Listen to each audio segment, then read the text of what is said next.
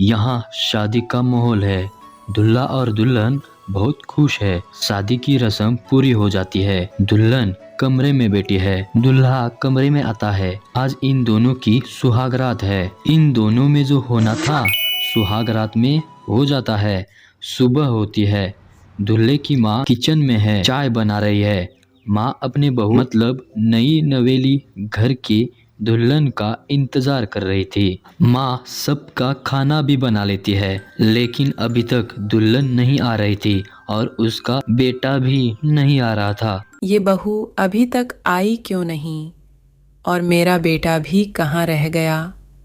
उसे तो अभी तक आना चाहिए था। माँ अपने बेटे के कमरे में जाने की सोचती है। मुझे ही जाकर देखना पड़ेगा। माँ कमरे में जाकर देखती है। कमरे का दरवाजा खुला हुआ था। माँ दरवाजा खोलकर कमरे में देखती है। देखने के बाद जोर से चिल्लाने लगती है। उसका बेटा नीचे पड़ा हुआ था। उसकी हत्या हुई थी और दुल्हन वहां से गायब थी।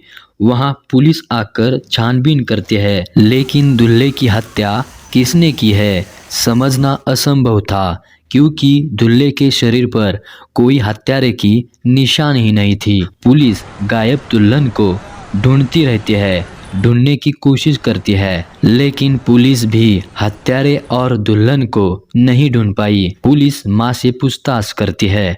तभी पता चलता है कि दूल्हे का कुछ दिन पहले एक्सीडेंट हुआ था। उसके बारे में उसने माँ के अलावा किसी को नहीं बताया था। क्या आप बता सकती है कि आपका बेटा नशा करता है और उस वक्त आपका बेटा नशे में था?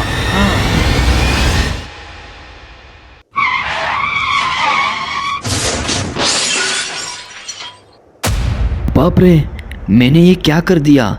मैंने अभी किसी को गाड़ी ठोक दी। किसी को पता चला तो पुलिस आएगी और वो मुझे गिरफ्तार करेगी। मुझे यहाँ से भागना पड़ेगा। वो वहाँ से भाग जाता है, लेकिन वहाँ उसने एक लड़की का बच्चा लाश बना कर गया था। उसने अपनी गाड़ी से एक मासूम की जान ली थी। बच्चे की माँ अपने बच्चे को ऐसा देखकर बहुत रोने लगी।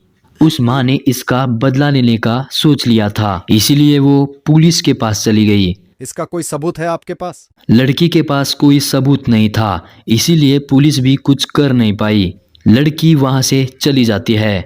अगले दिन वो लड़का जिसने गाड़ी ठोकी थी वो वही वाइन शॉप के पास शराब पीने गया था। उसका नाम है अरुण। अरुण वहां से हर दिन की तरह वही गाड़ी लेकर घर जा रहा था। तभी वहां एक लड़की आती है जो अरुण को बहुत पसंद आती है। अरुण उसे देख रहा था और वो लड़की भी उसे देखने लग गई। अरुण उस लड़की के पास जाने की सोचता है, लेकिन वो नशे में था, इसीलिए उसे लगता है कि अभी उससे बात करना सही नहीं है, तो वो घर की ओर चला जाता है।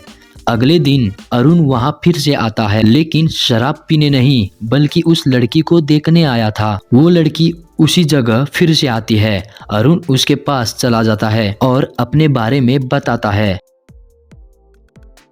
तुम मुझे बहुत पसंद हो, तुम्हारा नाम क्या है? मेरा नाम सुहानी है।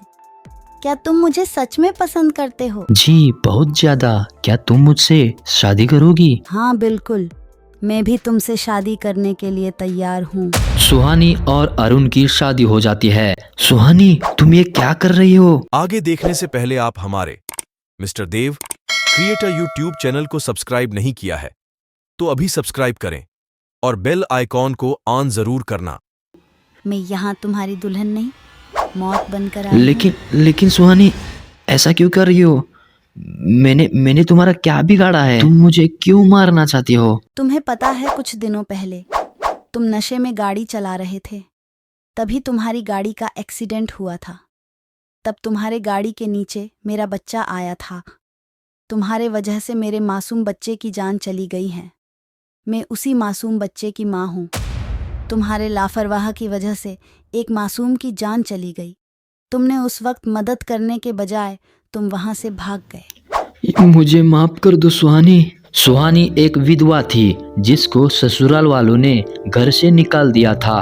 वो अपना छोटा बच्चा लेकर भीख मांगकर दिन गुजारा कर रही थी। दोस्तों, इस कहानी में हमने देखा कि एक माँ अपने बच्चों से कितना प्यार करती है। वो बच्चे के लिए किसी भी हद तक जा सकती है। ऐसी और मज़ेदार और शानदार कहानियां देखने के लिए मिस्टर देव क्रिएट यूट्यूब चैनल को सब्सक्राइब ज़रूर करें। मिलते हैं देव के साथ इंटरेस्टिंग कहानी लेकर।